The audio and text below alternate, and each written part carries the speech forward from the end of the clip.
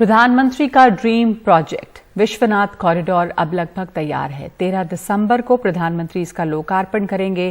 कार्यक्रम को भव्य बनाने की पूरी तैयारी चल रही है। विश्वनाथ मंदिर का यह नया लुक है। रात में भी इसे भव्य बनाने के लिए मंदिर के अलग अलग प्रांगण में तरह तरह से जगमगाती लाइटिंग की गई है। लोकार्पण के दिन कुछ ऐसा ही संयोजन शहर के घाट से लेकर घरों तक करने की योजना है। सभी लोग एक उत्साह के वातावरण में इसको लेकर के चल रहे हैं। सभी लोग अपने अपने घरों पर झालर सजाने वाले हैं। सभी लोग अपने अपने घरों पर दीपक जलाने वाले हैं। माँ गंगा के घाटों पर इस पार उस पार दोनों तरफ देव दीपावली दीपोत्सव का एक महोत्सव के रूप में मनाने की परिकल्पना है। हर मंदिरों पर संस्कृति विभाग द्वारा सांस्कृतिक कार्यक्रम भजन संध्या रोज चल रहा है। स्वच्छता पूरे नगर में, जिले में अलग अलग तरीके से सरकार के तंत्र भी, जनता के तंत्र भी, स्वयंसेवी संस्थाओं द्वारा भी किया जा रहा है। इसी तरह कीर्तन मंडलियां भी निकलनी शुरू हो गई हैं और लगातार पूरी काशी इस उत्सव में अपने को किसी न किसी रूप में शामिल कर रही है।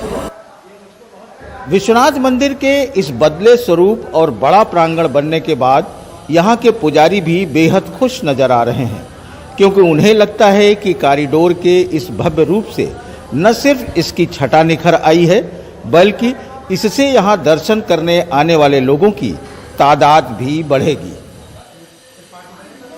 पहले में और अब में इतना बड़ा अंतर, कुछ बातों को बोलने के लिए शब्द होता है, पर इस अलौकिक छटा और इतने बड़े प्रांगण को देखते हुए हमारे पास शब्द नहीं है कि मैं भगवान राजाधिराज महाराज काशी विश्वनाथ जी के दरबार के बारे में क्या बताऊं।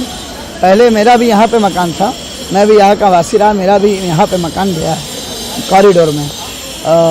उसमें जाने के बाद पहले जो दर्शनार्थी आते थे उनको जो दिक्कतों का सामना करना पड़ता था, जिन पतली गलियों से वो आते थे और घंटों लाइन में लग के भी अच्छे से बाबा का दर्शन नहीं कर पाते थे।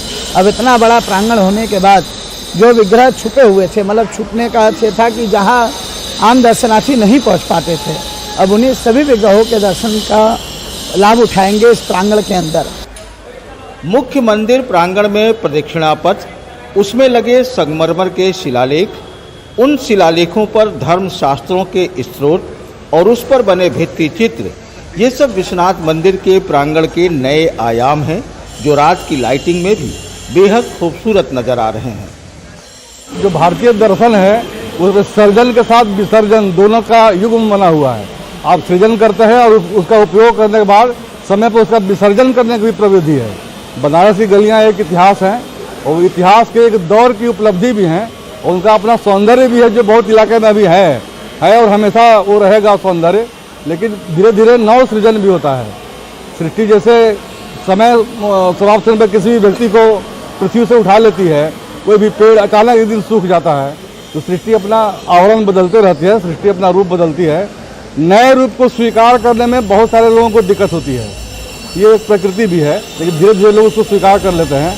ये जो सृजन हुआ है, महासृजन है, इसका स्वागत होना चाहिए। गलियों के शहर बनारस में जब विश्वनाथ कॉरिडोर बनकर तैयार हुआ है, तो यहाँ आने वाले श्रद्धालु अब यही कह रहे हैं कि यह सुंदर भी है और भव्य भी। वाराणसी के विश्वनाथ कॉरिडोर से पुरुषोत्तम के साथ अजय सिंह, NDTV इंडिया।